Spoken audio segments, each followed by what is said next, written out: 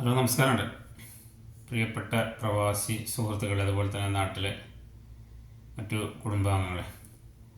ഇപ്പോൾ കുറച്ച് കാലമായിട്ട് പ്രവാസ ലോകത്ത് വലിയൊരു മന്ദഗതിയിലാണ് നടന്നുകൊണ്ടിരിക്കുന്നത്. നമുക്കൊക്കെ അറിയാം, നമ്മൾ പല പ്രതിസന്ധിയും കടന്നു പോയിട്ടുണ്ട്.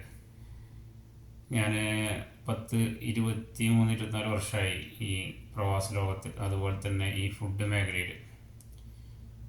ഇപ്പം അടുത്തൊന്നും കണ്ടുവരാത്ത ഒരു രീതി സമ്പ്രദായം കച്ചവടങ്ങളിലും മറ്റു സ്ഥാപനങ്ങളിലും, പ്രത്യേകിച്ച് ബൂഫിയ, അവിടുത്തെ ഭക്ഷണ കടകൾ, അതുപോലെ തന്നെ ബഗാരകൾ, മത്താമുകൾ, ഹോട്ടലുകൾ ഒക്കെ വളരെ മന്ദഗതിയിലാണ് പോയിക്കൊണ്ടിരിക്കുന്നത്. അത് എന്താണെന്ന് വെച്ചാൽ, മുമ്പൊക്കെ നമുക്ക് കൊറോണ ഉള്ള സമയത്ത് ഇത്രയധികം പ്രയാസപ്പെട്ടിട്ടില്ല.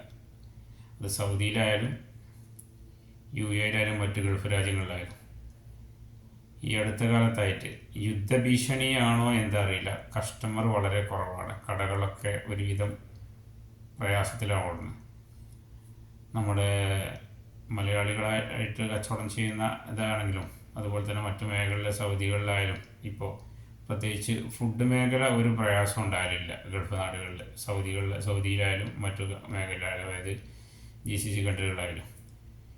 ഇപ്പോൾ ഈ അടുത്ത കാലത്തായിട്ട് നമ്മളെ ഈ കൊറോണ ബാധിച്ചതിലും കൂടുതൽ, കൊറോണക്കൊന്നും ഇത്ര പ്രശ്നം ഉണ്ടായില്ല, ഫുഡ് മേഖലയൊന്നും ഉണ്ടായില്ല. ഭക്ഷണ പദാർത്ഥങ്ങൾ വിൽക്കുന്ന കടകളൊന്നും, അത് ബൂഫിയ, ബക്കാല, അതുപോലെ തന്നെ മറ്റു മത്താമുകളൊന്നും.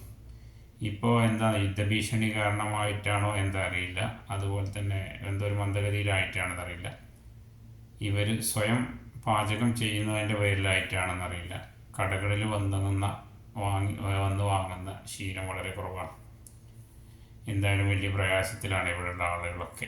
അപ്പോൾ കഴിയുന്നതും നമ്മുടെ പ്രവാസ ലോകത്ത് നിൽക്കുന്ന ആളുകൾ, അതുപോലെ തന്നെ നാട്ടുകാരൊക്കെ ഈ ആർഭാടങ്ങളൊക്കെ ഒഴിവാക്കുന്നത് നന്നായിരിക്കും. ആർഭാടങ്ങളെന്ന് വെച്ചാൽ ആർഭാട കല്യാണങ്ങൾ, മറ്റു പരിപാടികളൊക്കെ, അതുപോലെ തന്നെ വീട് പണികൾ, മറ്റു കാര്യങ്ങളൊക്കെ. ഈ ആർഭാട വീടുകളും കാര്യങ്ങളൊക്കെ ഉണ്ട്, ഒന്ന് നിർത്തുന്നതായിരിക്കും നല്ലത്. കാരണം നല്ല ക്ഷീണത്തിലാണ് പലരും പ്രവാസ ലോകത്തുനിന്ന് പോയിക്കൊണ്ടിരിക്കുകയാണ്. അപ്പോൾ എല്ലാവരും ഒരു നല്ലൊരു ഇൻഫോർമേഷനായിട്ട് ഇതെടുക്കുന്നത് നല്ലതായിരിക്കും. കാരണം യുദ്ധം വീതി കൊള്ളുകയാണ്. പശ്ചിമേഷ്യൻ രാജ്യങ്ങളിലൊക്കെ പടർന്നുകൊണ്ടിരിക്കുകയാണ്. ഇപ്പോൾ അവസാനം സിറിയയിൽ എത്തിയിട്ടുണ്ട്. ലെബനന്, സിറിയയിൽ, അതുപോലെ തന്നെ ഗസയുടെ ഭാഗങ്ങളൊക്കെ തകർന്നു, അതുപോലെ തന്നെ മറ്റു ഭാഗങ്ങളിലൊക്കെ. അപ്പോൾ അമേരിക്കയും ഇസ്രായേലിൻ്റെയും ഇതിൽ നേതൃത്വത്തിൽ യുദ്ധഭീഷണി നല്ലുണ്ട്. യുദ്ധം ഒരു ലോകരാജ്യത്ത് മൊത്തം ബാധിക്കേണ്ട ഒരു വിഷമഘട്ടത്തിലാണ്, ഗൾഫ് രാജ്യങ്ങളിലും മൊത്തമൊക്കെ. അപ്പോൾ എല്ലാവരും ഒരു സൂക്ഷിച്ചും കണ്ടിട്ടും ചിലവഴിക്കുക.